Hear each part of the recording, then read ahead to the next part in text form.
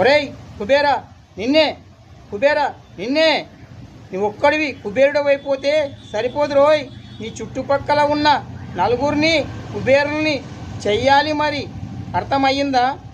ఈ నలుగురే నిన్ను చచ్చిపోతే మోసుకొని శ్మశానానికి తీసుకొని వెళ్ళేది కూడా వీళ్ళే అని గుర్తుంచుకో.